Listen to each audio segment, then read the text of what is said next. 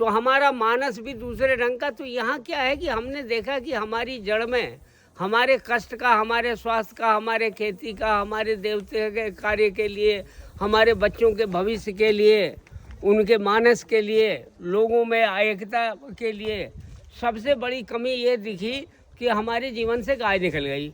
तो मैं एक संत होने के नाते, महात्मा होने के नाते, समाज का हमारे ऊपर कर्ज है, समाज हमारी हर व्यवस्था करता है।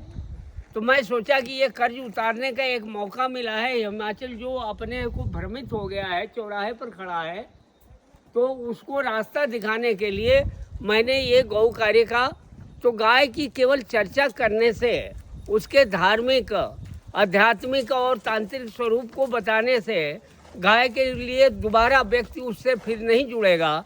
जब तक गाय लाभ की चीज़ है जीवन में, गाय से ही लाभ है। गाय के बिना हमारे जीवन में स्वास्थ्य हो तब, आर्थिक लाभ हो तब, खेती का हो तब, हर चीज़ का नुकसान है। तो यही बताने, दिखाने, करने के लिए प्रयोग के रूप में हमने यह देव कार्य प्रारंभ किया। लेकिन यहाँ देवभूमि है, लोग अच्छे हैं, सब कुछ है, लेकिन इसका अभ्यास ना होने की वजह से, इस ढंग की जागरूकता नहीं होने की वजह से, संसाधन का अभाव इस कार्य में बहुत ही अड़े आ रहा है। और कोशिश की जा रही है, कुछ लोग साथ में हैं, तभी इतने दिनों से चल रहा है।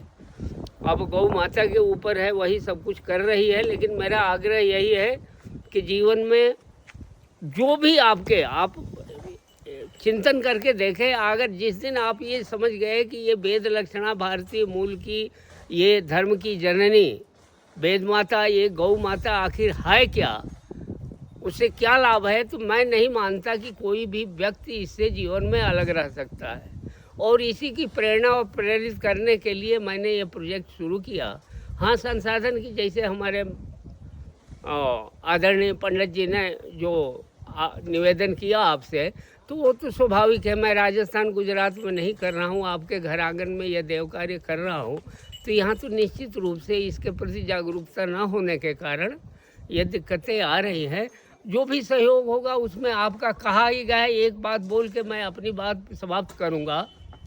हमारी आपकी बात गलत हो सकती है, वेद वाक्य गलत नहीं होता। और वेद भगवान कहते हैं कि इस माया राज में हर तरह की सुख समृद्धि, यानी जीवन में कोई संसाधन की कमी ना हो, और यश चाहिए तो गौ की सेवा कर। ऐसे तो बहुत बड़ी महिमा है, बहुत सी चीज़ें हैं, लेकिन खुद वेद कहता है कि तुम्हें जीवन में हर तरह का शुभ और पुण्य और लाभ और सामर्थ्य चाहिए तो गाय की सेवा कर। तो मैं तो यही कहूँगा कि आप लोग प्रत्यक्ष रूप से, परोक्ष रूप से, हमारे यहाँ या और कहीं भी, या अपने खूंटे पर, गाय हमारे गौशाला में नहीं बचेगी जहाँ इसका स्थान है, खूंटे पर, गांव में, घर में, आंगन में, खेत में, खलिहान में, पहले की तरह। और मेरा यही आग्रह है कि आप इससे जुड़े, गौ से जुड़े, जिस भी ढंग से जुड़े। और हमारे यहाँ अगर सेवा, आपका एक बिंदु भी हमारे लिए सिंधु की तरह से है। जो भी सेवा करेंगे, गौ कार्य में लगेगा, उससे निश्चित रूप से आपका, आपके परिवार का, पूरे समाज का कल्याण होगा। इसी के साथ मैं अपने वाणी को विराम देता हूँ। जय गौ माता, जय श्री राम जी।